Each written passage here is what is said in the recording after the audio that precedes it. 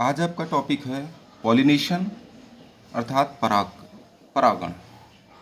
देखिए, निषेचन से पहले पौधों में परागण की प्रक्रिया होती है।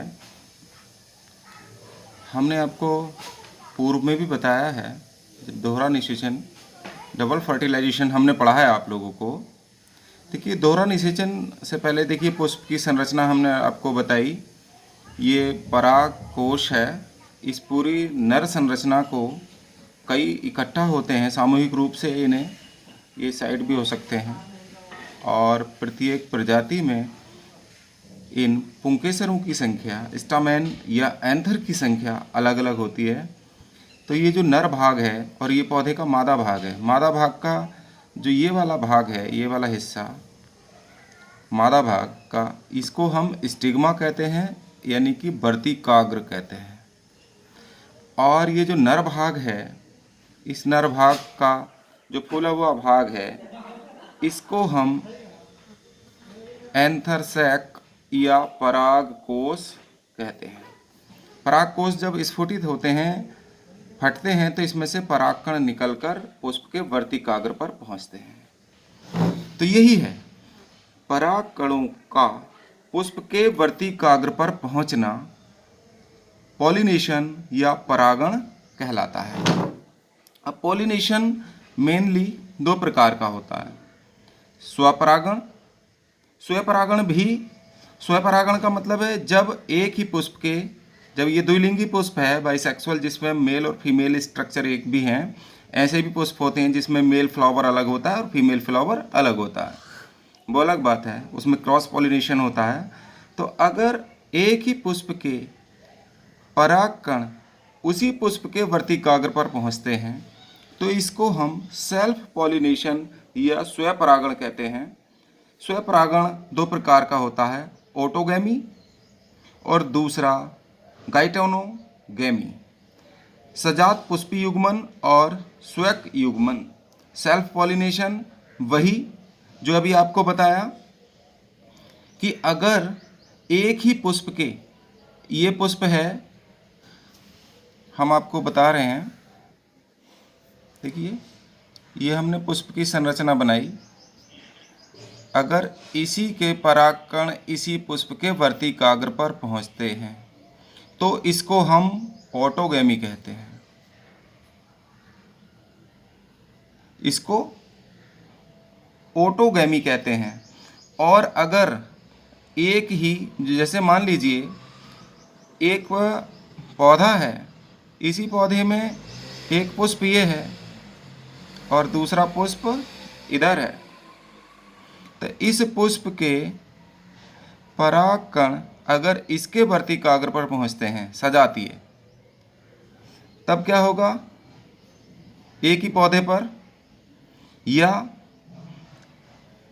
यही परागकण दूसरे पौधे पर, एक पुष्प इस वाले पौधे पर है, प्रजाति यही है, अगर इसके परागकण इस पुष्प के वर्तिकाग्र पर पहुंचते हैं, तो इसको सजात पुष्पी युग्मन या गाइटोनोगैमी कहा जाता है। अब आता है क्रॉस पॉलिनेशन। आपको बता रहे हैं हम क्रॉस पॉलिनेशन। क्रॉस पॉलिनेशन कहते हैं जब एक पोलन ग्रेन्स दूसरे पौधे के वर्तिकाग्र पर पहुंचता है। एक पौधा इसी प्रजाति का और दूसरा पौधा भी इसी प्रजाति का भी हो सकता है, प्रजाति अलग भी हो सकती है। आप लोगों ने देखा होगा, जैसे आम है, अमरूद हैं, तो उसमें प्रजातियां भी अलग अलग होती हैं ना। जैसे लंगड़ा आम है, दशहरी आम है, बम्बैया आम है, चौसा आम है, इस तरीके की से ये प्रजातियां भी होती हैं। है तो आम, लेकिन प्रजातियां, वैरायटी अलग अलग हैं। तो अगर एक ही इसका परागकण अगर इस पुष्प के दूसरे पौधे के, उसी प्रजाति के दूसरे पौधे के वर्तिकाग्र पर पहुंच जाए, या दूसरी प्रजाति उसी जीनस के, उसी वंश के दूसरी प्रजाति के पुष्प पर अगर परागकण, पोलन ग्रेन्स पहुंचते हैं, तो इसको हम क्रॉस पॉलिनेशन कहते हैं।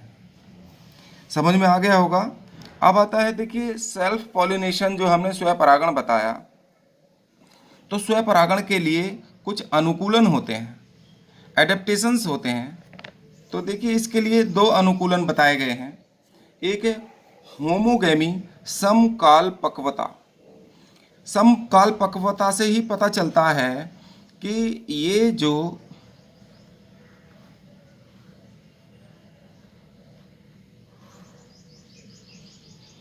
पराग कोश हैं, मेल स्ट्रक्चर, नर संरचना,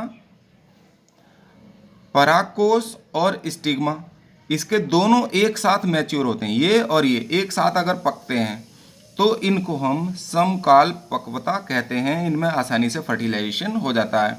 ये कौन कौन से पौधों में पाया जाता है? सोलेनम ट्यूबरोसम में पाया जाता है, आलू में, ट्रिटिकम एस्टिवम गेहूं में, ओराइजा सेटाइवा चावल, मिराबिलिस जालपा गुलामास में, और कैथारेंथस रोजियस आदि पौधों में ये देखने को मिलता है। स्वयं परागण में, सेल्फ पॉलिनेशन में दूसरी जो अनुकूलनता बताई है वो बताई गई है क्लिस्टोगैमी या अनुन्मील्य परागण। इसमें जो फ्लावर्स होते हैं वो खुलते नहीं हैं, वो बंद ही रहते हैं। कैलिक्स कोरोला तो हमें दिखाई देंगे बाहर, लेकिन उसमें जो मेल और फीमेल स्ट्रक्चर हैं, गाइनोसियम और एंड्रोसियम, वो किसी स्ट्रक्चर में बंद रहते हैं। ऐसे फ्लावर्स को हम क्लिस्टोगैमस फ्लावर्स कहते हैं। ये ऑक्जेलिस में देखने को मिलता है, ड्रोसेरा में देखने को मिलता है, और आप लोगों ने सबसे ज़्यादा जो देखा होगा वो सदाबहार में देखा होगा कि सदाबहार के पुष्प में एंड्रोसियम और गाइनोसियम बाहर नहीं दिखते, वो अंदर ही बंद रहते हैं। तो ऐसे तो इनमें परागण अंदर ही हो जाता है। अब देखिए दूसरा है क्रॉस पॉलिनेशन। क्रॉस पॉलिनेशन के लिए 4 एडेप्टेशंस बताए गए हैं। एक तो होता है सेल्फ फर्टिलिटी, अर्थात स्वयं बंधता। जब पोलन ग्रेन्स उसी पुष्प के स्टिग्मा पर गिरते हैं और उनमें फर्टिलाइजेशन की कैपेसिटी नहीं होती। मान लीजिए यही इस पर गिरे,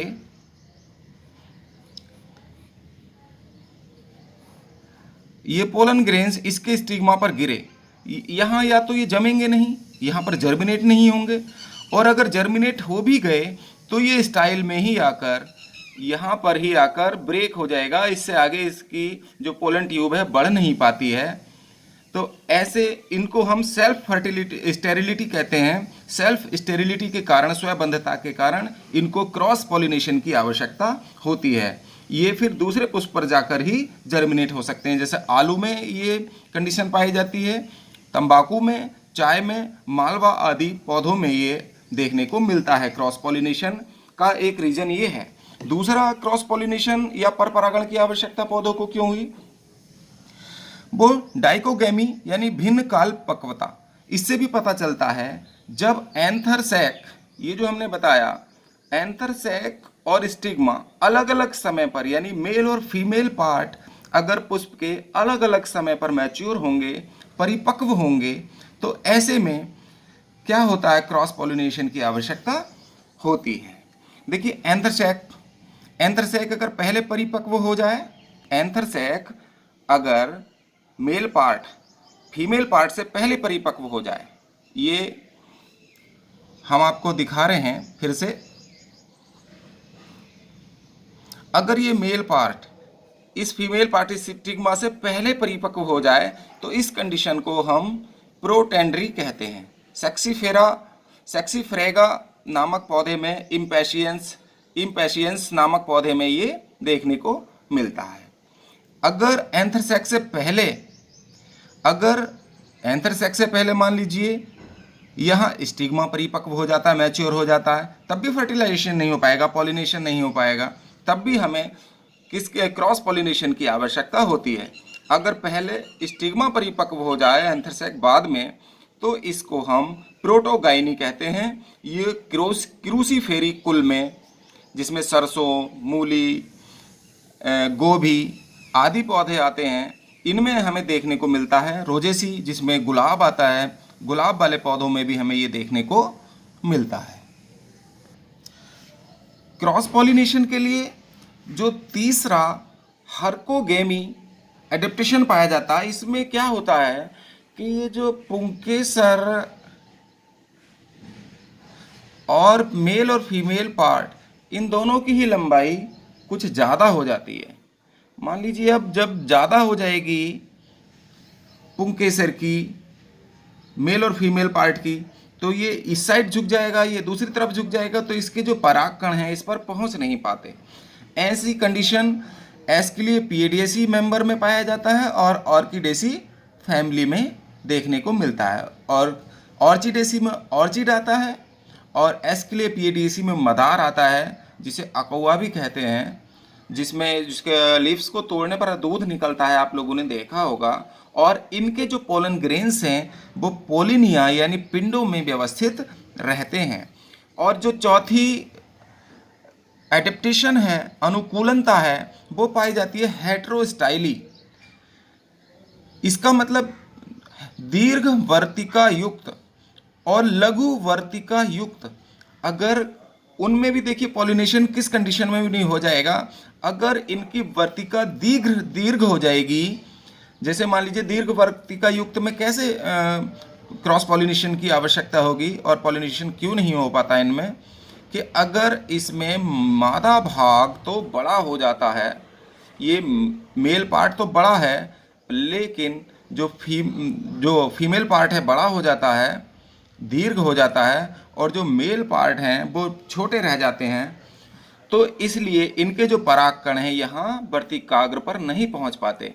इसलिए यहाँ क्रॉस पॉलिनेशन की आवश्यकता होती है। यहाँ लघु वर्तिका में यहाँ वर्तिका छोटी होगी, मीन्स फीमेल पार्ट छोटा होगा और मेल पार्ट कुछ ज़्यादा बड़ा होता है, इसलिए भी इस पर ये पोलन ग्रेन्स नहीं पहुंच पाते, दूसरी साइड ही गिर जाते हैं। यहाँ भी इसलिए आवश्यकता होती है क्रॉस पॉलिनेशन की। अब देखिए क्रॉस पॉलिनेशन के पर परागण के दो कारक होते हैं। एक तो होता एबायोटिक फैक्टर, जिसे हम अजैव कारक कहते हैं। और अजैव कारकों में किस किस के द्वारा परागण होता है, देखिए वायु द्वारा परागण अजैव परागण का उदाहरण है। वायु द्वारा परागण को हम एनीमोफिली के नाम से भी जानते हैं, इसको नोट कर लीजिएगा, कई बार ये कंपटीशन में पूछा गया है। और ये एनीमोफिली परागण किस किस में होता है, गन्ना, मक्का, अनाज, ओक, पपीता आदि में ये वायु परागण देखने को मिलता है। फिर आता है जल परागण। देखिए जल परागण को हम हाइड्रोफिली कहते हैं और ये निम्फिया में मिलता है, पोटामोजीटॉन में मिलता है, बेलिस्नेरिया में मिलता है और हाइड्रिला में। ये सब जलीय पौधे हैं, यह सिंघाड़ा भी जलीय पौधा है, तो उसमें भी जल द्वारा परागण देखने को मिलता है। इसके अलावा बायोटिक फैक्टर्स हैं। देखिए जैव कारक हैं। जैव कारक कीट परागण है, तो कीट परागण को हम एंटोमोफिली के नाम से जानते हैं। पक्षी द्वारा जो परागण होता है उसको ऑर्निथोफिली के नाम से जानते हैं। जो चमगादड़ द्वारा परागण होता है उसको कीरोप्टेरीफिली के नाम से जानते हैं।